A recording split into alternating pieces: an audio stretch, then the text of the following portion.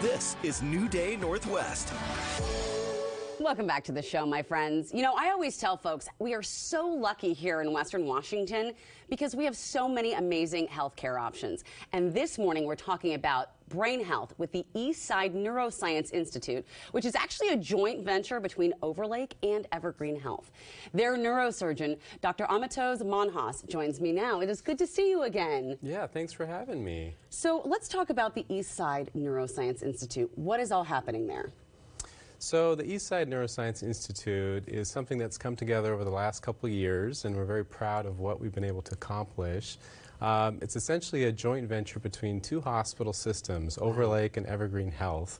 And so with the shared vision of high-quality, patient-centered neuroscience care, we're able to provide comprehensive care with the outstanding providers we have in our collective systems. And when you think about the resources when these two hospitals join together, it's like a super force. That's right. I have to ask, let's talk about what exactly a benign cranial tumor is and how it's caused.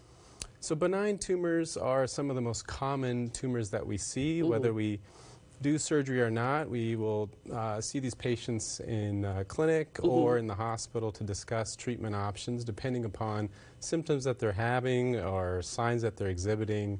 We may or may not intervene, but it's the most common type of brain mass that we see. Let's talk about those signs and symptoms. What would some of them be?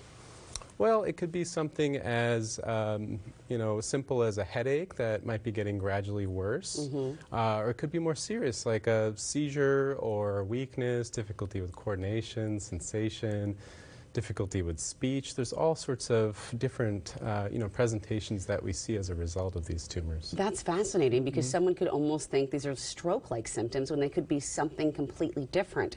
So how do they get diagnosed?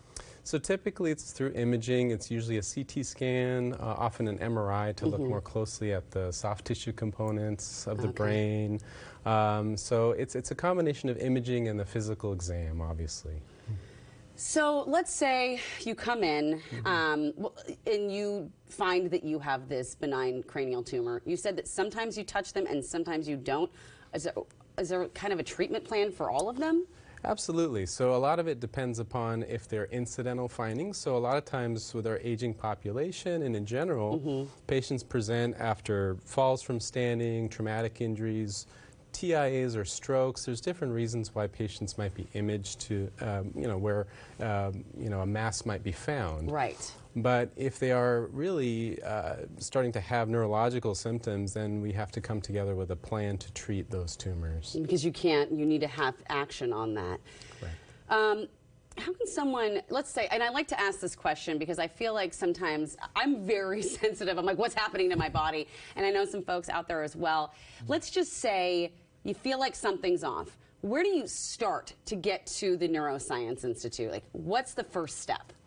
Well, first, you should have, a primary care doctor. You should be plugged into a healthcare system, and we are welcome. We welcome all kinds of patients to, either call us directly, but it certainly is good to first have, a PCP or primary care doctor. But if you start having some of these concerning symptoms like I described, you need to present to the emergency room or urgent care, and certainly, let someone know who's a healthcare provider to help direct the, the care. So, yeah. How awesome is it that we have this Neuroscience Institute? I am very excited. I mean, it's been something that's been in the works for the last couple of years. We've been becoming more and more involved in the community that we're serving, and also taking in all kinds of patients from around the Puget Sound and Northwest. I'm sure all over the Northwest region. I'm sure you get people from Idaho, all over. It's true, yeah.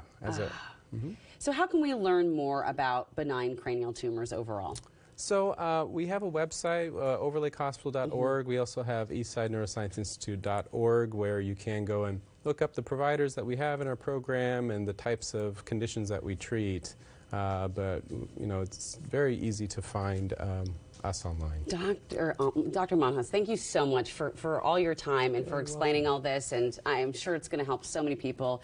And again, if you want to learn more about what we talked about this morning, please visit the website on your screen, eastsidneuroinstitute.org.